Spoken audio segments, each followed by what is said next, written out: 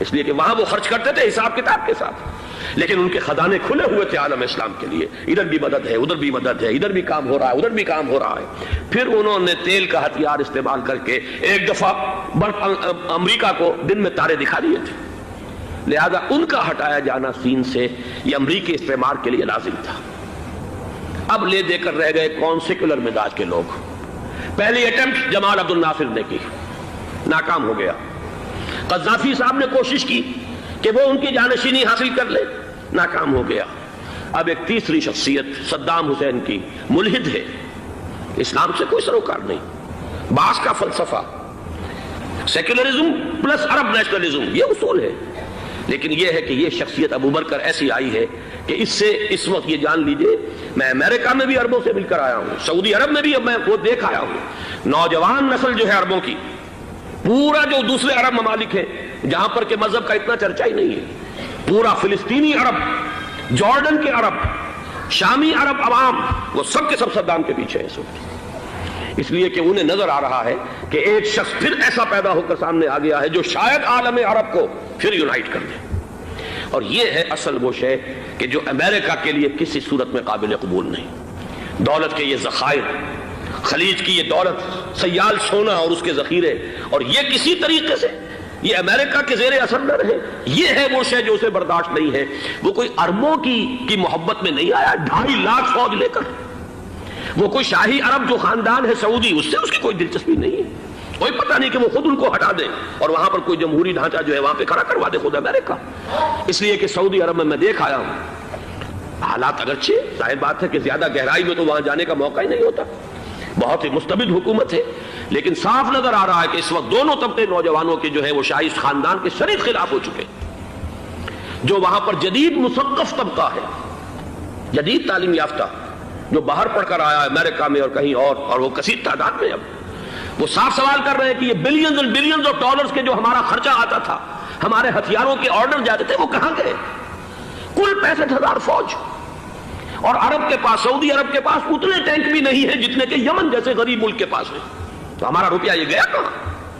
یہ ایک سوال ہے جو ہر شخص کے ذہن کے سامنے ہے۔ اب ہمیں اپنے معاملات کو خود سنبھالنا ہوگا۔ اسی طریقے سے جو مذہبی طبقہ ہے، اور وہاں ہے بڑی تعداد میں مذہبی طبقہ نوجوان جن میں بڑا جذبہ ہے، اور ان کا وہ جوش جہاد انہیں جہاد افغانستان تک لے کر آیا ہے۔ سینکڑوں عرب نوجوان یہاں جو ہے شہید ہوئے، اپنے ملک میں تو انہیں بولنے کی بھی کوئی امکان نہیں ہے، لیکن یہاں وہ جذبہ جو اندر اندر پروان چڑھ رہا ہے، وہ جذبہ انہیں لایا ہے، اور افغانستان کی سنگلاخ وادیوں کے اندر انہوں نے جام شہادت نوش کیا ہے۔ وہ طبقہ بھی شدید مخالف ہو چکا ہے کہ انہوں نے امریکیوں کو بلا کر، ان میں یہودی بھی ہیں، عیسائی تو ہے ہی ہے، یہودی ہیں، یہودی عورتیں ہیں، جو کچھ اب وہاں بے حیائی اور بے پردگی کے مناظر نظر آ رہے ہیں۔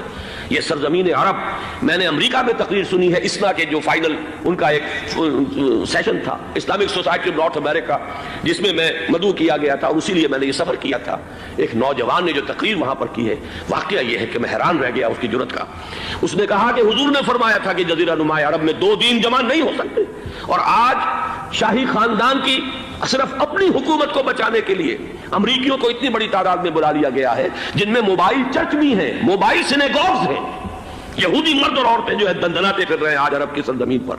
لہذا جو مذہبی طبقہ ہے وہ اس پر شدید رد عمل جو ہے اس کے اندر پایا جاتا ہے۔ یہ حالات ہیں جو میں آپ کے سامنے چاہتا تھا کہ رکھ دوں۔ یہ وہ شامت اعمال ہے۔ ایک طرف یہ کہ وہ شخصیت جو ہے صدام حسین کی، وہ کوئی پسندیدہ شخصیت نہیں، لیکن یہ کہ اس شخصیت کو تقویت دینے والے بھی تو یہی لوگ تھے۔ انہیں خطرہ تھا ایران کے انقلاب سے کہ کہیں اسی قسم کا کوئی انقلاب ہمارے ہاں نہ آ جائے، لہذا انقلاب ایران کو ایکسپورٹ نہ ہونے دے، اس لیے انہوں نے اسی صدام حسین کو بلینز اور بلینز آف ڈالرز کی مدد دی۔ آج وہی ہے، عربی کی تو ایک کہاوت بھی ہے، سمن کلبک، یا کو لوگ اپنے کتے کو کھلا پلا کے موٹا کرو، کسی روز تمہیں کو کاٹے گا۔ آج وہ تو انہیں کاٹ رہا، لیکن یہ کہ اس کا جو علاج تجویز ہوا ہے وہ انتہائی خوفناک ہے۔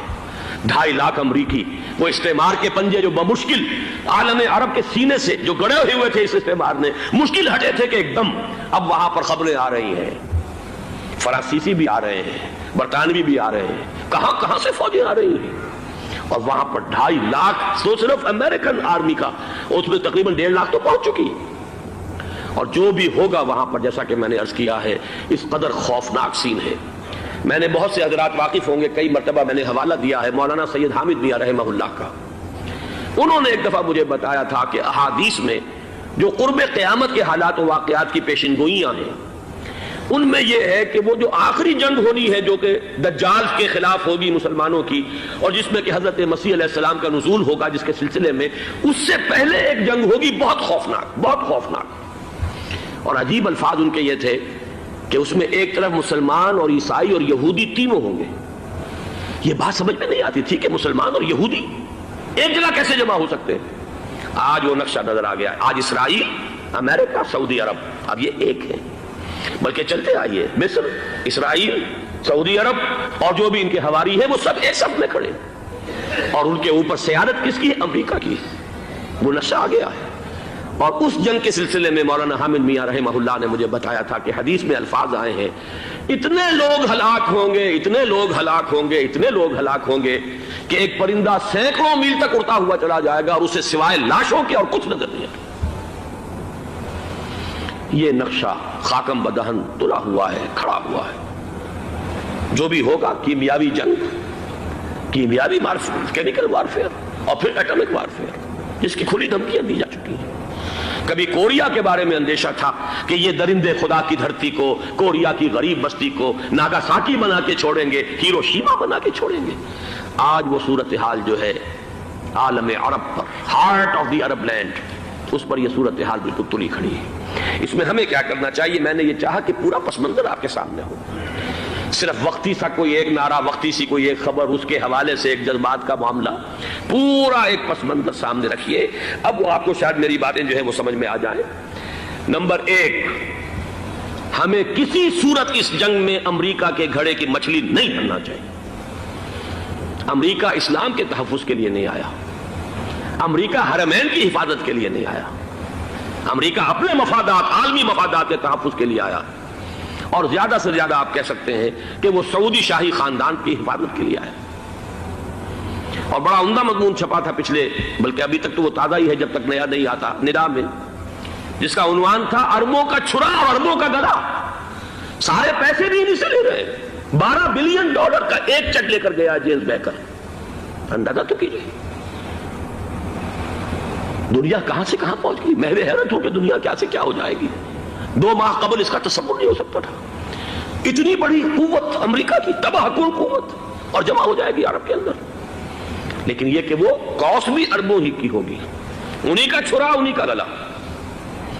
ہمیں کرنا یہ چاہیے، اللہ تعالی ہماری حکومت کو، ہمارے سیاستدانوں کو، ہمارے ذمہ دار لوگوں کو ہدایت دے، وہ امریکہ کے گھڑے کی مچھلی نہ بنے. اس کے تحفظ کے لیے یا شاہی خاندان کی حفاظت کے لیے بہت کچھ انہوں نے عیش کر لیے، کافی عیش کر لیے. باقی یہ کہ اب جو کچھ ہونا ہے وہ ہونا ہے. حرمین شریفین کو تو خود عرب کے لوگ کہتے ہیں کہ کوئی خطرہ نہیں ہے. سارا جھگڑا تو وہ تیل کی دولت کا ہے. وہ تیل کی دولت جو ہے وہ شمال مشرقی کونے کے اندر ہے. بلکہ یہ کہ جو رد عمل پیدا ہوا عالم اسلام میں اور سعودی عرب میں، خود اس کے مذہبی نوجوانوں میں امریکی فوجوں کی آمد کے خلاف اس کا جواب دیا گیا رابطہ عالم اسلامی کی طرف سے کہ یہ جو بھی جنگ کا محاذ ہے، جو فوجیں ہیں، یہ حرمین سے تو 1500 کلومیٹر دور ہیں. تو حرمین کو تو کوئی خطرہ نہیں ہے. خطرہ ہے امریکہ کے عالمی مفادات کو. آج آپ کو معلوم ہے دنیا 2 طبقوں میں بٹی ہوئی ہے، دی رچ اینڈ دی پور. یہ جو اقوام ہیں، جو 6-7 قومیں شمار ہوتی ہیں دنیا کی دولت مند قومیں، ان کے لیے خطرہ ہے کہ یہ اگر ہم ان کا جو سب سے بڑا ذریعہ ہے اس کا صنعت کا، یہ تیل، اگر اس کو کچھ ہو گیا تو ان کی سب کی اکانومی جو ہے وہ ایک دم دھڑام سے زمین پر آ جائے گی. وہ بھی برابر ہو کر رہ جائیں گے دنیا کے دوسرے ملکوں کے. یہ اس کی حفاظت کے لیے آئے ہیں. ہمارے نوجوان کو آج میں سوچتا ہوں کاش کہ ہمیں معلوم ہو، ہمیں وہ تاریخ دہرانی نہیں چاہیے کہ ہم نے پہلی جنگ عظیم میں انگریزوں کے استعمار کے پنجے گڑوانے کے لیے اپنی جانیں دیں. پنجاب کا نوجوان، پنجاب کا مسلمان سپاہی بھی جا کر ایلن بی کو قبضہ دلوانے کے اندر اور بغداد پر قبضہ کرانے میں اس کے تعاون کیا، اس کی مدد کی. کیا آج بھی وہی تاریخ اپنے آپ کو دہرائے گی؟ آج ہمارا فوجی جائے گا وہاں پر امریکہ کے تحفظ کے لیے، اس کے مفادات کے تحفظ کے لیے. پہلی بات یہ کہ یہ ہرگز نہیں ہونا چاہیے.